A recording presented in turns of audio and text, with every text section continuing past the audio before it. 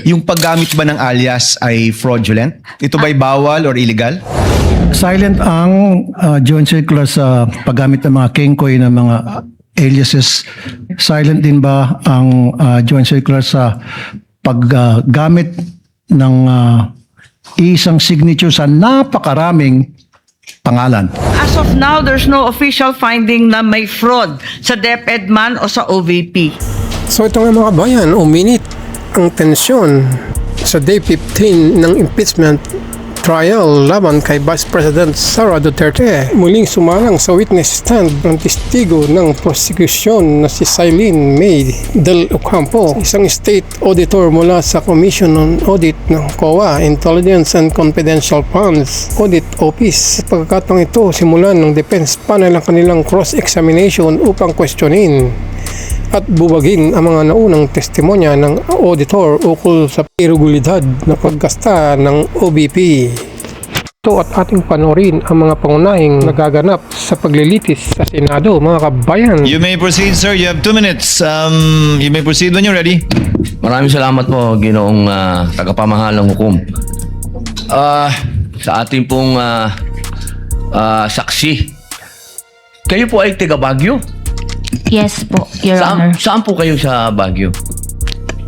Irisan po. Irisan, opo. Ako po ay taga Baguio din. Saan po kayo nag-graduate? Sa... St. Louis University po. Ay, alumnus po ako niyan. Sa Boys High po ako. Dahil po dyan, hindi ko na lang po kayo pahihirapan. Tayo na lang po ay maging magkababayan na lang sa Baguio. Gusto ko lamang pong magbigay ng impormasyon na lang sa inyo. Opo, kasi naririnig ko yung pag-uusap nyo ng prosecution at ng defense tungkol doon sa success ng confidential fund. Ako po ay may mga ibibigay na information sa inyo.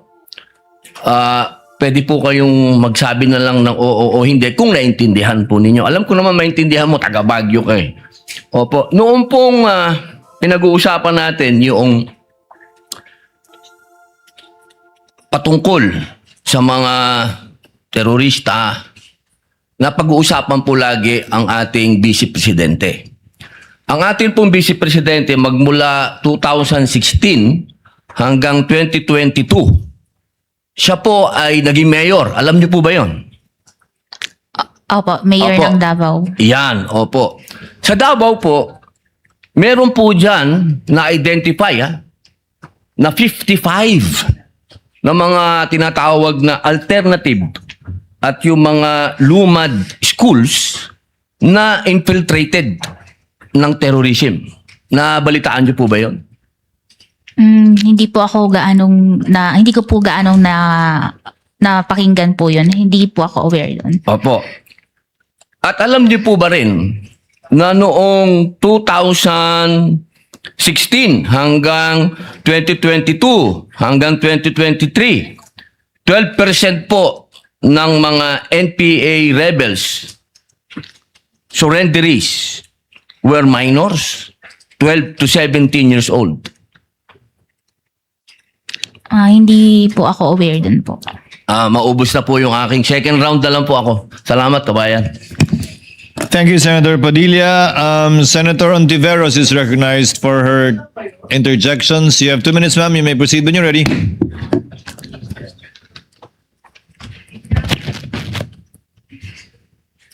Salamat po, Mr. Presiding Officer. Ms. Witness, Ms. Silene, kahit pa po walang confidential at intelligence funds ang OVP, may budget naman po ang VPSG para sa security ng lahat ng Vice Presidente, di po ba? Under po ata sila sa pagkakaalam ko, under po sila ng AFP.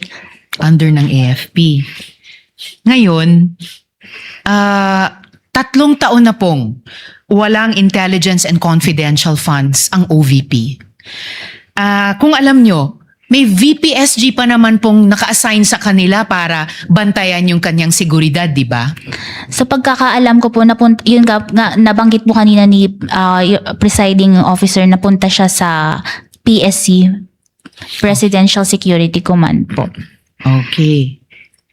Ngayon, yung mga activities na nandoon sa mga Protective Intelligence Operations reports na pinakita kanina, may binigay bang mga ebidensya ang OVP para patunayan na ginastusan nga po nila ang bawat isa nun? Wala po kasi in-attach lang po nila yon as proof of success of information gathering and surveillance activities. Okay.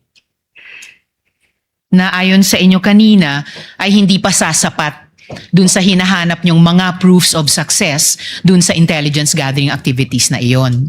Opo, tama po. Okay. Ngayon, sa iba namang mga acknowledgement receipts, may nakalagay na purchase of medical and food aid at dati naman medicines. May resibo po ba silang ibinigay para ipakita na talagang ang binayaran o ang binili ay yung mga gamot o yung mga pagkain na iyan? Wala po silang in-attach na any receipts for sales invoice. Acknowledgement receipts po. Kahit sales invoice, wala. Acknowledgement receipts lamang. Opo. So, walang ebidensya na talagang ang pinagkagastusan ay yung mga gamot at yung mga pagkain na yon. Opo, kasi based lang doon sa acknowledgement receipts po yung sinubmit nila. Na ayon sa COA ay hindi sapat na ebidensya kung mga ARs lamang. Opo, hindi po kasi namin ma-ascertain kung talagang pinambili ito ng supplies, medicines, and food po. Kailangan nyo resibo o invoices para ma-ascertain, masiguro na yun talaga yung pinagkagastusan. Opo, tama po. Okay. Ngayon po, Ms. Eileen, dati po, tinawag ng land bank managers na unusual yung pag-encash ng milyong-milyong pisong, daan-daang milyong piso ng OVP at saka ng DepEd sa tigi-isang araw.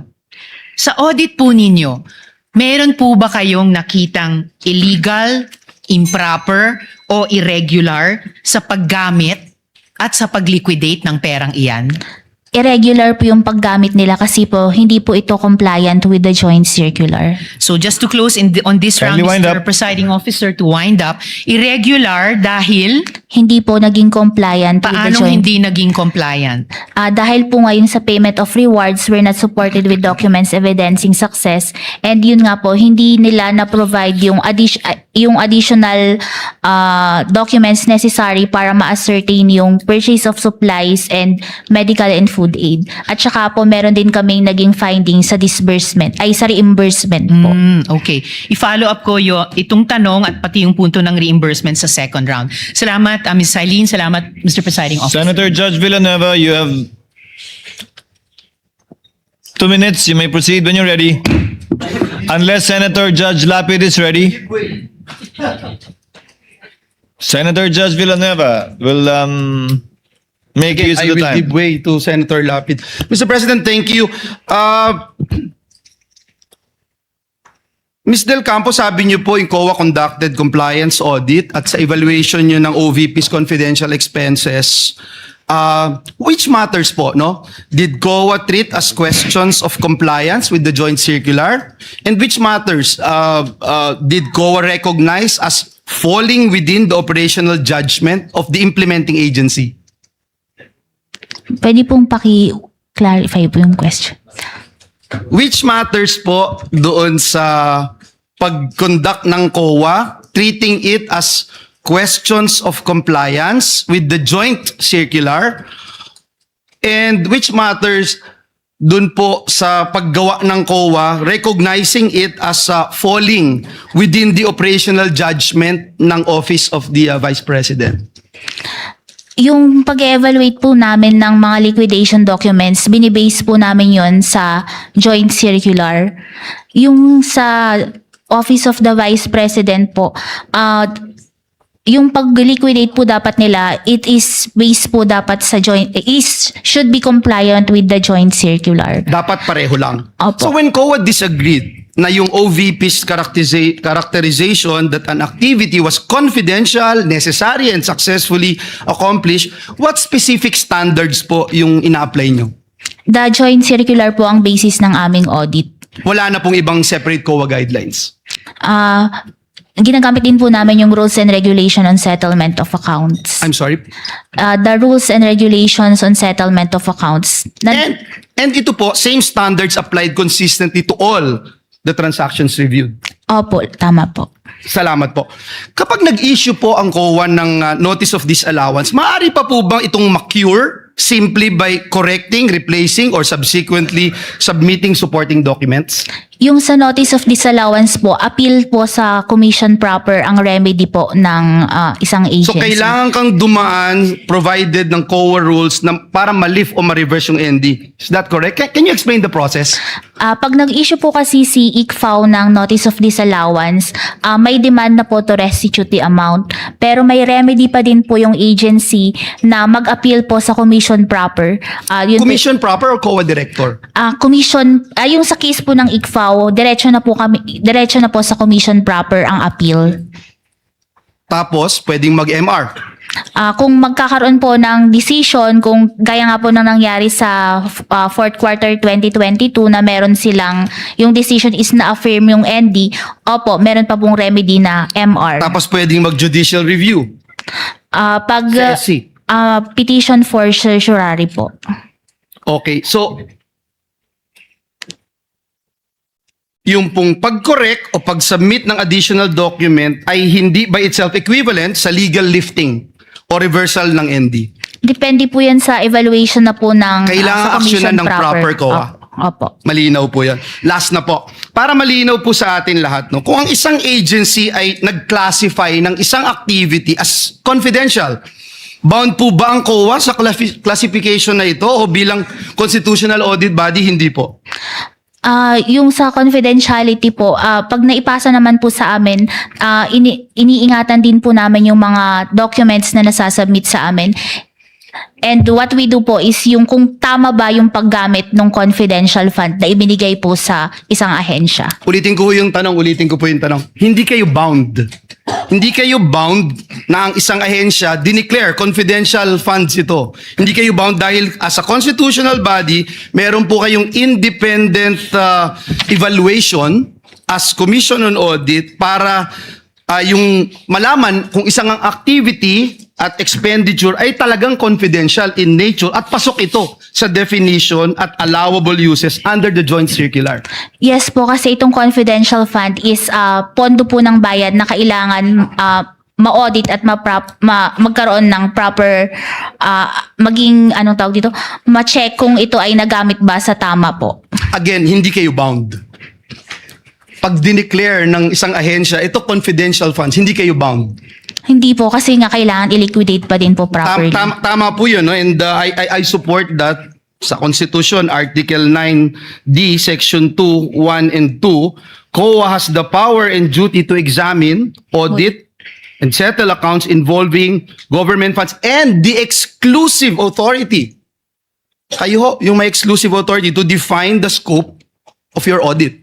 Is that correct? Opo, tama po. So, ibig sabihin, ang polisiya po ninyo, hindi po sapat na tawaging confidential ng isang ahensya, ang isang activity, subject pa rin po ito sa independent audit determination ng Commission on Audit. Is that correct? Yes po, tama po. Dahil nga po ito ay pondo ng bayan at kailangan po na ma-audit ito ng tama. At nung ginawa po nyo ito, ilang beses po silang nabigyan ng pagkakataon para sumagot? Yung sa fourth quarter 22, dumaan po ito ng AOM, naging NS, naging ND.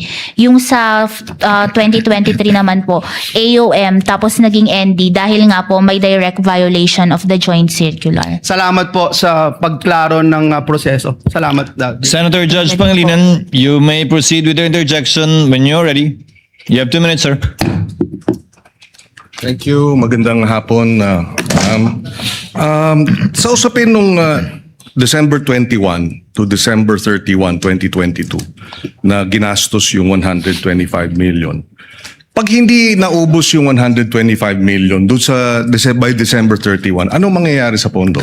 Babalik po yun sa National Treasury. So ibig sabihin, hindi may babalik as savings ng OVP, babalik sa National Treasury. Opo. Now I'm trying to understand bakit, diba, ang ikli ng panahon, which you mentioned, maikli yung 11 days, but wala kayong finding, no? Ngayon, kung halimbawa nagsumiti sila ng mga dokumento para mapatunayan na tama lahat ng ginastos nung 21 to 31, di walang issue, hindi ba? Kung nasubmit nila yung mga hinihiling ninyong additional documents. Yes po. Okay. Pero dahil hindi nila sinumite, hindi nyo alam kung tama nga ba yung gastos nung December 21 to December 31. Tama? Opo, dahil hindi po nila na-explain mabuti. Okay. Of course, hindi nyo malalaman kung illegal o irregular, pero hindi nyo rin malalaman kung legal o regular. Doon po siya magfa-fall sa irregular kasi nga po hindi siya compliant with the joint Okay, circular. hindi nyo malalaman kung napunta sa personal use o hindi. Tama? That's why you're asking for more documents. Opo, tama Okay, po. okay. So, kaya siguro, so kung hindi niya nagastos, babalik. Opo, sa National At Treasury. hindi niya maaaring gastusin sa January. Hindi na po. Hindi rin niya maaaring gastusin before December 21. Hindi po kasi bawal po ang reimbursement. So talagang dun mo lang magagastos. Yes po, dun sa nakalagay na period of utilization of the cash advance. Which could be valid dahil yun nga lang ang panahon or invalid. Dangan nga lang, kaya kayo humihingi ng dagdag na dokumento para malaman natin kung valid ba o hindi. Opo, tama po. Okay. Yung usapin ng protective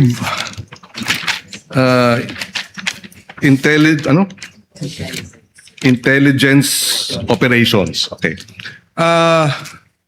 Dati wala namang confidential funds ang OVP, tama? I mean, Opo, magmula nung nag-start po ako sa ICFAO. pero dati meron ng protective services ang OVP. Sa pagkakaalam ko po, walang yung under the PSG po ata sila. Yes. So, yung gastos para sa security, dati sa PSG. Pero dito, lumalabas yung casing, security, appointment, ay ginastos o ginamit yung confidential funds. Tama ba yun? Opo. Okay. Next round na lang po. Thank you, Senator Judge Pangilinan. Senator Judge Aquino may proceed with this interjection when he's ready. You have 2 minutes, sir. Maraming salamat, Mr. Presiding Officer. Magandang araw po. Good afternoon po. Okay, so sa inyo pong determinasyon sa inyong opisina, meron pong mga disallowances, no? Tungkol po sa kategorya ng mga gastos, kung sino po yung nag-disburse. Pero hindi po naging rason ng disallowance yung mga kakaibang pangalan. Tama po ba? Opo, tama po. Okay. Pero nakita po ninyo na may mga pangalan na kakaiba. May Piatos, may Bacon, Heart, Queso at kung ano-ano. Hindi nyo po naisip na baka red flag po ito? Dahil nga po ang audit namin is compliance lang po, hindi na po namin verify yung identity nung nakatanggap po. Pero hindi nyo verify, pero nung nakikita ninyo o nung nakikita mo, hindi mo ba naisip na posibleng red flag itong mga pangalan to? We presume po kasi regularity kasi po merong certification under oath yung SDO. This was used for the confidential operations of the agency and these are necessary and for legal purpose po yung naging paggastos ng confidential fund. Okay, so nag-consult na kasi yung iba naming abogado kay former Commissioner Heidi Mendoza. At sabi niya, kapag may mga kakaibang pangalan, the COA can trigger an investigation because of fraud. So hindi niyo po ginawa yun, no? Walang usapin ng investigation because of fraud. Yung sa fraud audit po kasi pinag-aaral, yung possibility po pinag-aaralan pa kasi kung magpo-fraud audit po, this is the first time and yung documents po, yung transactions involving the OBP and DepEd po contains voluminous documents na with sensitive information na pag naibigay po sa ibang opisina, baka po magiging exposed siya. Okay, so ulitin ko So hindi kayo nag-trigger ng investigation of fraud or nag-trigger kayo? Wala pa po, pinag-aaralan pa po with the chairperson. Pinag-aaralan. So it's possible na magkaroon pa ng investigation due to fraud?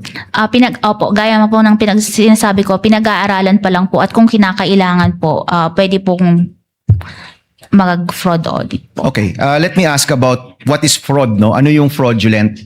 Yung paggamit ba ng alias ay fraudulent? Ito ba'y bawal or illegal?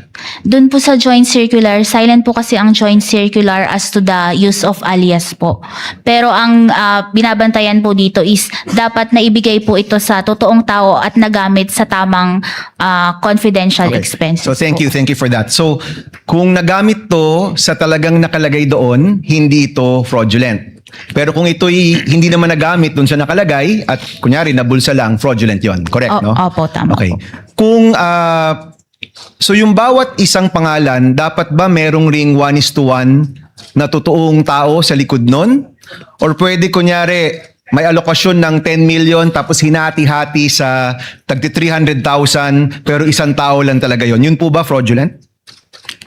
Ang kwan ko po dun is isang tao lang yung nakatanggap based dun sa acknowledgement receipt po na yun. Okay. So sa inyo pong professional opinion, kailangan po yung bawat AR ay may katumbas na totoong tao kung yun man ang kanyang pangalan o meron siyang totoong pangalan. At yung nakalagay doon sa report na activity, yun dapat talaga yung nagawa. Tama po ba? Opo, tama po. Okay. Are you aware, Madam Witness, na meron tayong batas na nagbabawal ng paggamit ng alias? Hindi po ako familiar dun sa law. Okay. There is a law actually, RA 6085, na nagbabawal ng paggamit ng alias at nais na naming alamin kung ito ba'y pertinent dito sa usapin ng confidential and intelligence funds at aalamin po namin yan. Maybe for the second round. Maraming salamat, Madam Witness. Thank you, Senator Judge Aquino. Senator Judge Erwin Tulfo, you may proceed with your interjections. You have 2 minutes, sir.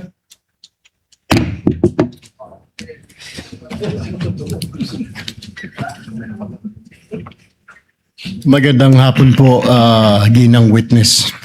Good afternoon. Para po sa kalaman ng mga kababayan ho natin, pag sinabi ng COA disallowance, ano pong ibig sabihin po nito? Sa disallowance po, ibig sabihin hindi ito ipinayagan sa audit po. So sa ICFAO po, pag nag-issue na kami ng disallowance, may demand na po to naibalik yung pondo ng bayan. Okay, naibalik ang pondo. Sumagot naman po sila, ang OVP, nung nag-issue kayo ng disallowance. Sumagot ba yung mga kakulangan na dokumento na ibigay ba nila? Ang naging remedy po nila is mag-appeal po sa commission proper. Ano po nangyari doon sa commission proper? Yung sa 2022 transaction po, nagkaroon po ng decision ng commission proper at inaffirm po nila yung notice of disallowance. Okay, so na sinabi nyo kailangan ibalik po yung pondo. Tama po ba? Kung sa disallowance. Opo. Naibalik po ba? Hindi po kasi ang remedy pa po nila pwede pa po silang may remedy pa po sila na mag-appeal. So yun po. Tapos ang nangyari doon sa 2022, may decision, meron po silang final na motion for reconsideration na pending resolution pa. Sa COA po ba o sa SC? Sa commission proper pa din Commission proper. So yun po, nakalabas na po ba ng desisyon ng commission proper? po. May pending MR pa po sila. May pending. Magkano po yung total na inaantay natin na ibalik ng OVP at DepEd? Yung sa OBP po, 73,287,000 yung fourth quarter. Yun po pa lang sa 2023, na-issue po kasi namin yung NDs March 31, 2026. Within the prescribed period pa po sila ng 180 days to appeal po sa commission proper. Kaya nga po, ang tanong natin, bukod sa OVP, meron din po tayo pinag-uusapan sa DepEd, di po ba? Magkano po itong total kung alam ho ninyo ang kailangang ibalik, ang inaantay ninyo? Yung sa DepEd po kasi may na-issue kami na credit notice dun sa first and second quarter. Tapos yung sa third quarter po, under review and evaluation pa po. Kaya nga po, magkano? Yung niyo sa po ba? DepEd po is 112.5 million. From 2022 to 2023 po yun? Wala po silang budget for 22. First to third quarters po ng 23 yung sa DepEd. 112. Sa DepEd po, magkano inaantay nyo? Yun po yung 112.5 million. Sa OVP po? Sa OBP po is 375 plus 73.287 million po. So magkano pong total lahat?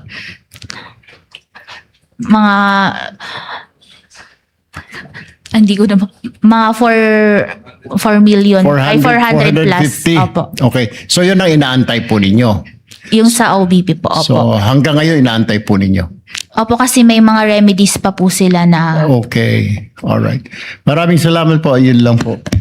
Senator George Ejercito, you may proceed with interjections. You have 2 minutes, sir. You may proceed when you're ready. Yes, magandang hapon na. Good afternoon po.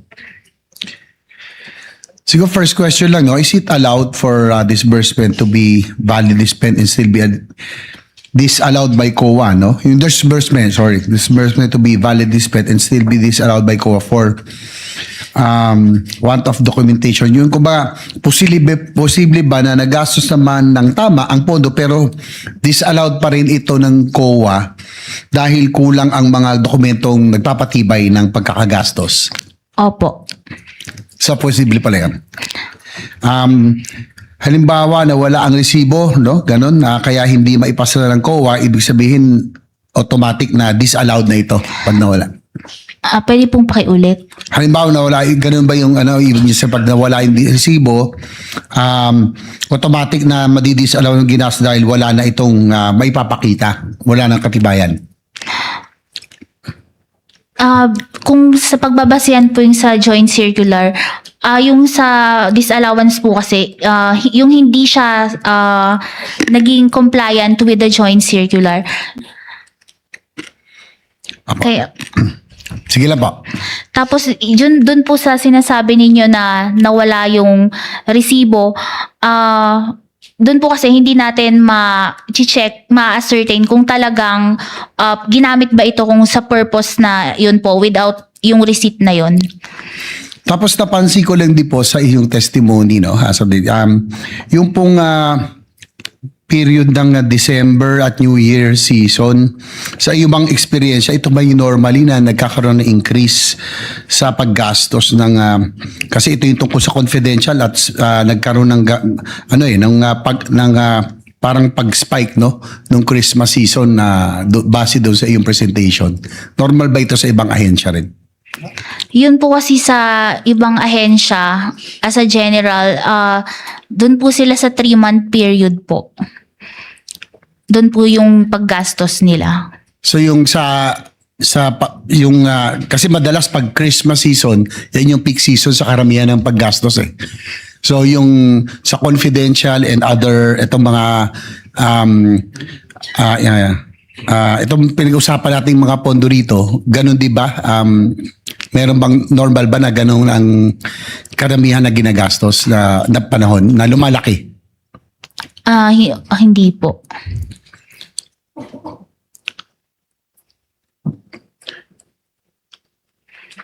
Tapos yung COA nag-issue po ng notice of disallowance. Is it directing the officers, namely, pang-clarify lang, no?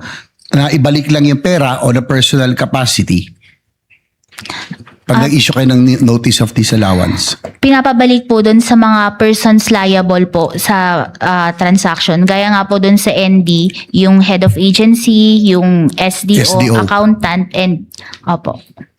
Tapos, yung bang, is it our understanding or correct that agency, office with confidential funds cannot advance its payment only to members later? Kumbaga, pwede ba yung ganun na i-reimburse na lang kung nauna ng gastusin? Ang reimbursement po, hindi po ito pinapayagan sa joint circular. Hindi po so, ito disallowed ka agad. Kasama po sa mga dinasallow nyo. Kung may reimbursement po, opo. Last na po, in your experience sa inyo pong confidential fund expenses, have you come across with other agencies sa ibang ahensya na nagastos yung ganito karami in such a period? Kasi meron doon 11 months na parang na-reiterate, no, sa mga nabasa ko lang po. Na ganun kabilis din po. Yung sa ibang agency po, hindi ko na po siya pwedeng i-disclose kasi part na po ng audit ng... That's all, Mr. Thank you, President. Senator Judge Ejercito. Senator Judge Raffy Tulfo. You may proceed when you're ready, sir. You have 2 minutes. Thereafter, our Senate President. Thereafter, Senator Lacson. Madam Witness, pag-usapan natin yung safe houses ng OVP. Based dun sa records ng House of Representatives noong 2022, yung OVP ay gumastos ng 16 million pesos sa confidential funds para sa bayad o renta ng mga safe houses, correct? Opo, tama po. At ilang safe houses ito? Pwede po ba ma-check ko yung records ko? Go ahead po.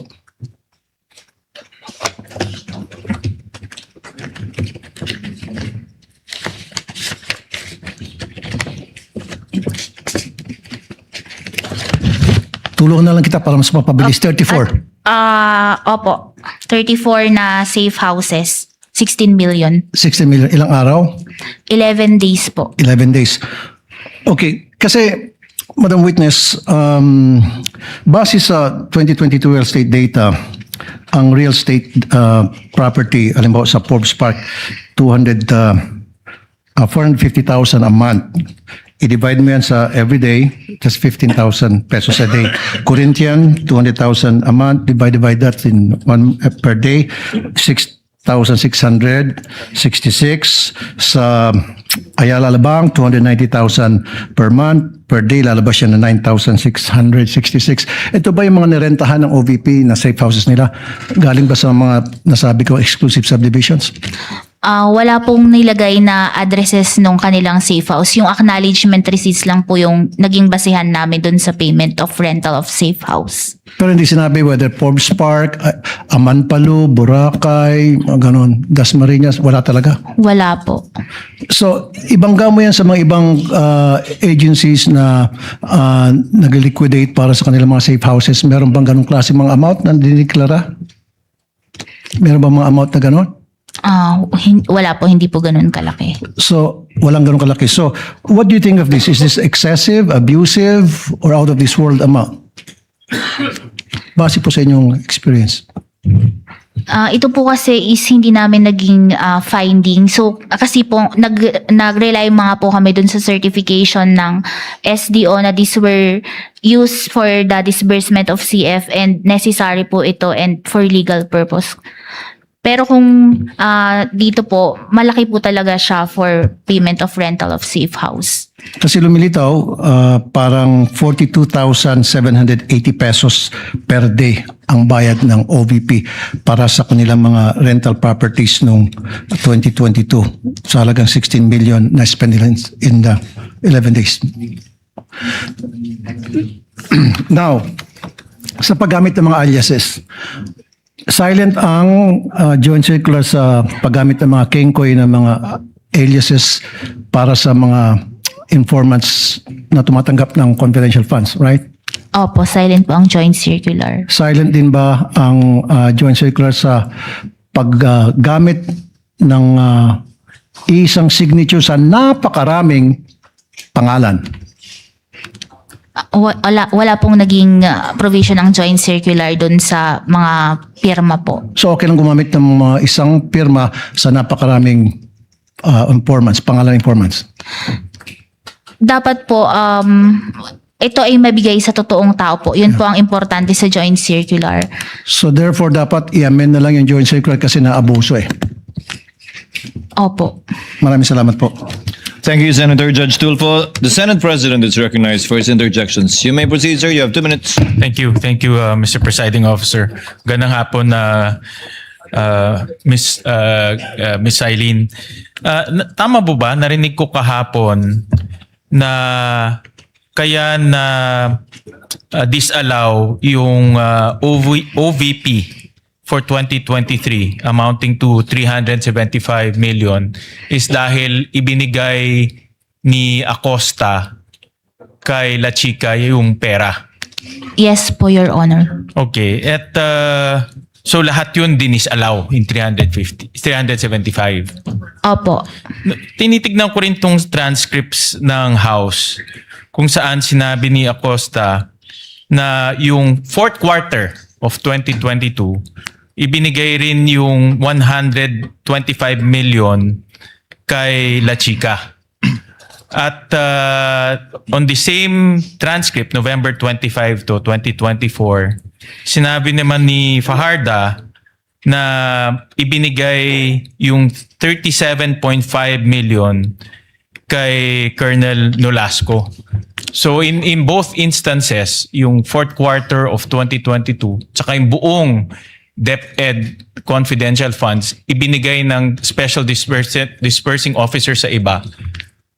Kung ganyan rin ang sitwasyon, di dapat ma-disallow rin yung fourth quarter ng 2022 at buong DepEd confidential funds. Tama po ba? Yun po kasing sa disallowance nung sa DepEd, di ba nga, yung sa DepEd po kasi is di ba po meron na kaming na issue na credit notice. And dahil nga po sa additional information after namin ma-release yun, August 2024 po kasi yun, November 2024 nagkaroon ng CGPA. So, pinag-aaralan pa po kasi this is the first time po kung sakali man na magre-reopen kami ng settled accounts. And ito po kasing reopening is with the authority of the COA chairperson. Kaya po pinag-aaralan po kung ito ay i-reopen dahil nga po it is the first time and this involves voluminous documents na kailangang isa-isa rin Pero po. pag titignan natin yung circumstances, pareho eh. Opo, Binigay tama yung po. pera kay La Chica, binigay yung pera kay Nolasco. Kung ganun susundan natin na rational, pwedeng ma-disallow rin yung fourth quarter OVP at buong DepEd confidential funds. Tama? Yes po, tama po. So, pwedeng ma-disallow buong 612.5 million na confidential funds sa OVP at sa DepEd. Tama? Yes po, tama po. At yan ay dapat ibalik Opo, ng dahil, mga accountable officers. opo, tama po. Bakit mahalaga ang papel ng Special Dispersing Officer? Yung special disbursing po, officer po kasi, siya yung may responsibility to disburse yung cash advance. And dun po kasi sa nangyari sa DepEd at saka sa OBP, nung i-transfer po niya ito sa ibang tao, naputol na po yung chain of accountability. Nawala na po yung wala na siyang personal knowledge kung talaga bang ginamit ito ng mga security officers na pinagbigyan for confidential activities po talaga. And mababaliwala yung certification na this is for the confidential operations of the agency po and legal and necessary yung naging gastos po. In your opinion ngayon na ibinigay ito sa non-special dispersing officer, anong pwedeng mangyari sa pondo na sabi mo kahapon public funds? Dahil nga po naging mali yung paggasta nito, kailangan pong ibalik ito sa pondo ng bayan. Kung binigay sa hindi siya na SDO, non-SDO, anong pwedeng mangyari doon sa pondo? Pwede po itong magamit sa hindi dapat paggamitan na hindi for confidential expenses. May risk po na ganun. All right. Thank you, Mr. Presiding Officer. Senator Judge Lacson, you may proceed when you have 2 minutes, sir.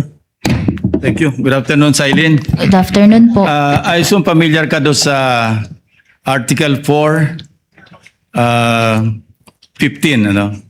paragraph Article 4, Section 15 ng inyong joint circular. Ayan, pinas ko lang sa screen para ma-remind ka. 4.16. Pay attention sa paragraph 15.2, paragraph 2 at saka paragraph 3. Pakibasa mo na lang para hindi ma-charge sa akin. That expenses were incurred in connection with the agency's intelligence or confidential operations and activities with supporting documents attached to the liquidation for CF and for the IF, the documentary evidence of payment kept in a sealed envelope in the vault in the office of the SDO. Sige, sa 3, paragraph 3. That the details and supporting documents of transactions that are classified are in the custody of the agency and kept in its vault, which may be inspected by ICFAO if the circumstances so demand. Ang tanong ko, ginawa niyo ba ito? Yung sa inspection po kasi ng vault, sa IF na po yun. Sa use ng... ICFAO ito Siya sabi, if the circumstances so demand. Hindi ba dinidemand ng circumstances na inspection yun yung vault? Yung sa Dahil maraming aliases. yung vault po yung sa vault po kasi yung nagpe-pertain po yun sa intelligence fund, yung may vault po sa office. CF saka IF ito. Hindi lang intelligence. Parehong treatment, Miss Eileen. 415. Ang tanong ko lang, hindi ba dinidemand o dinemand ng circumstances na inspeksyonin nyo yung vault? Kasi kung maraming aliases na nagdududa kayo, di ba natural lamang logically isipin nyo, ma-inspeksyon nga yung vault kung meron talagang mga totoong tao sa likod ng mga alias o aliases. Ang pag-inspect po kasi is through the authority po of the chairperson. I know, hindi kayo kumuha ng authority?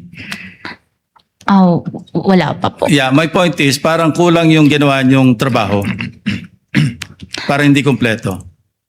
Kasi po may iba po kasing office na... No, ICFAO sinasabi rito, may be inspected by ICFAO if the circumstances so demand. Opo. Anyway, let's leave it at that. Familiar ka ba doon sa 2020-005? Anong circular po yun? Yung sa fraud audit. Hindi po ako gaanong familiar doon sa joint circular. Anyway, i-familiarize kita. Meron kayong office, di ba? Yung fraud audit office. Opo, may separate office po sa COA. Okay, dito sa paragraph 3.1, yung filing, of course, ito, people's participation ito eh. Kailangan mayroong formal complaint, pero hindi lang complaint, information, indication, or complaint na mayroong fraud. Opo. So papasok yung fraud audit investigation ng inyong office. Hindi office nyo. Ibang yung fraud office. Yeah. Pero nakalagay sa 3.1, any person who has knowledge that the transactions of etc. Pwedeng gumawa ng written information sa inyong sa office na yon para mapunta do sa logical conclusion, mapunta sa filing of criminal charges against whoever, not necessarily the Vice President. Yung sa pag-refer po sa Fraud Audit Office, ito po ay pinag-aaralan din po kung kinakailangan na i-refer to sa Fraud Audit Office.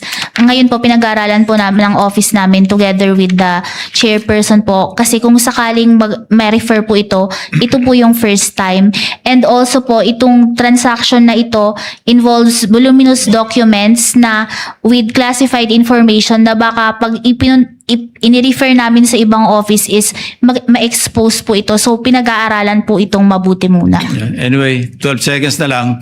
Isa na lang tanong, balikan ko yung sa 4.15. Hindi nyo ba naisip na man lang na kung na-inspect nyo yung vault, kumuha kayo ng mga specimen, yun yung mga question document, yung mga signatures. Ma-compare nyo sana doon sa mga ibang officials na mayroon kayong specimen signature para ma-determine nyo kung forged yung mga signatures na sinabi sa inyo. Yun lang, Mr. Presiding Officer, Mr. Chairman. Kindly answer the question, Celine. Opo, i-refer po namin sa higher authority po. Thank you po.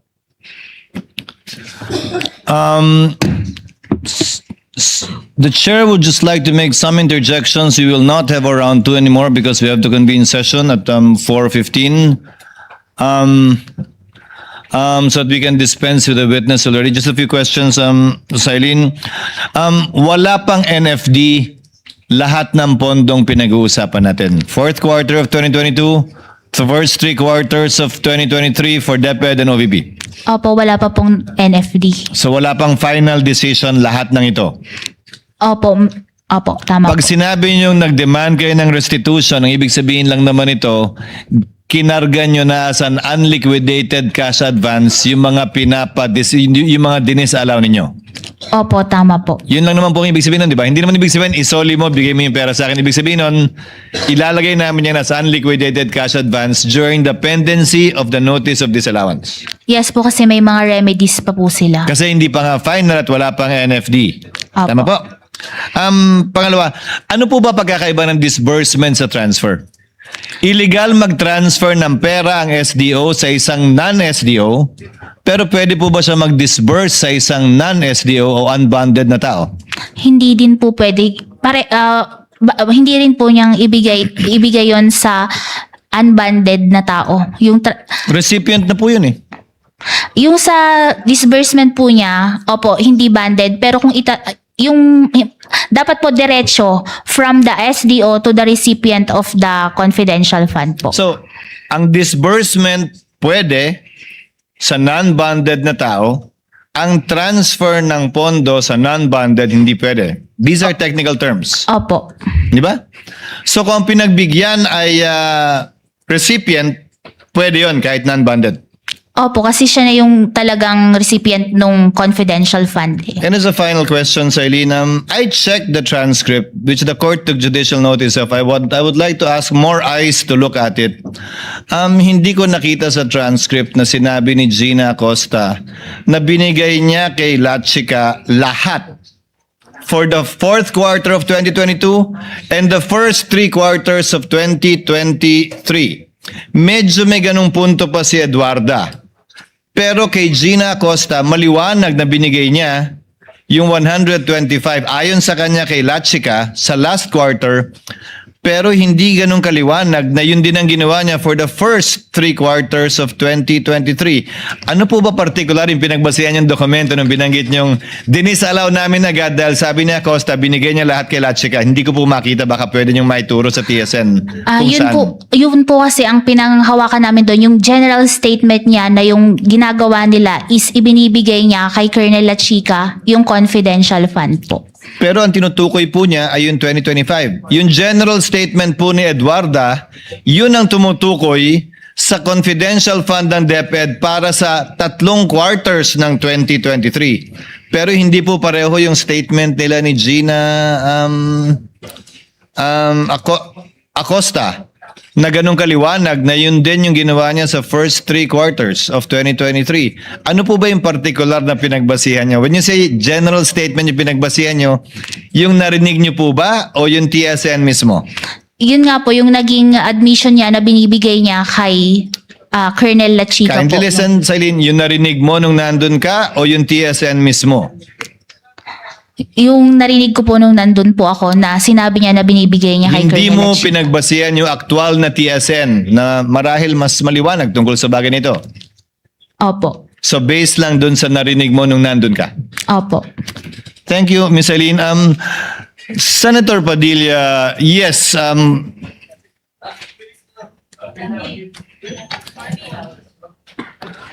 Senator Padilla, yes. Gusto niyo maghati na lang kayo? Senator Padilla for a brief interjection and Senator Marcos for a brief interjection to avail of round 1. Then we call it a day. Senator Lapid, kindly proceed, Senator Padilla, while Senator Lapid is thinking about it. No, please proceed. Kailian, tuloy ko lang. Gusto ko lang sundan kanina, sinabi ko merong 55 alternative na eskwelahan na nagbi-breed ng mga child warriors ang naisara sa Davao Region. Ituloy ko lang, noong August 6, 2024, nagkaroon ng committee hearing ang public order at sinasabi na 102 schools nationwide were identified as recruitment. 11 elementary schools, 34 high schools, 123 college and universities. Doon din sa hearing na yon sinabi na meron 168 track student recruits remain active sa NPA. Ngayon, tanong ko, Kailian, hindi ba responsibilidad din ito ng Vice President at ng DepEd Secretary ang mga estudyante? Yung sa anong tawag dito sa college po, yung DepEd po kasi is hanggang sa high school. Opo. Opo, yung binanggit ko po kasi kanina, 55 na alternative child recruits. 11 elementary schools, 34 high schools. Ibig pong sabihin, tuloy-tuloy po yun. Magmula elementary, paakyat hanggang college. Yan po ang style ng recruitment. So sa tingin niyo po ba, sagot pa din ito ng DepEd Secretary at ng Vice President na lumaban na dito sa terorista noong mayor pa lang siya? No, may. Oo, hindi. Ma'am, bilis, 42. Kawawa Just naman. yes or no? Depende pa din po kasi yun sa mandate ng Oo lang po agency. o hindi. Sa palagay niyo po ba? O sige, skip na po natin kung ayaw niyong sagutin. Alam niyo po ba na sinabi ng NICA ng National Intelligence Coordinating Agency na ang budget ng NPA 2016 to 2018 ay 5.8 billion? Yung sa, Oo po o hindi? Ma'am, please. ano, pwede pong pakiulit? Ang budget daw po ng NPA is 5.8 billion. Alam niyo po ba yon? Sinabi po ng Nika. Hindi ko po narinig yun sa Opo. news. Sa palagay niyo po ba, sapat yung budget na magkano po ba ang sinasabi niyo? 500 million ba ang naibigay? Pero yung Kasama na po yung sa Vice President at sa DepEd. 600 Kumpara niyo po sa 5.8 billion. Sapat po ba yon? Pero kasi yung sa nabanggit po ng Nika is mako-cover na din po nila bilang isa sila sa mga agencies with. So alam niyo po yung sinabi ng Nika. Alam niyo po. Hindi ko po narinig Yung tungkol yun lang sa- po sa estudyante. Kasi alam niyo naman po, sa ngayon, ang nasa front na inilalagay ay mga estudyante. Nabalitaan niyo po ba yung mga namatay nung huli na mga estudyante? Yung violence po sa school. Opo, ito na lang po. 8 seconds na lang po ako. January 1, 2024, sinabi po ng AFP na there is no more guerrilla active front. So, ibig sabihin po, successful. Based po sa AFP. Salamat po. Senator Judge Marcos for the last intervention. Maraming salamat, Presiding Judge. Simple lang, i-confirm ko lang sa ating testigo. So, I'd just like to confirm kung tama sabihin na as of now, there's no official finding na may fraud sa DepEd man o sa OVP. Tama po ba? No fraud finding as of now. Kasi nga po compliance audit lang po ginagawa namin Tama. sa IFAO. Compliance audit lamang, walang fraud audit. Ikalawa, narinig kita kanina na kapag compliance audit, base sa dokumento lang. Limited kayo sa dokumentong isinabmit ng ahensya.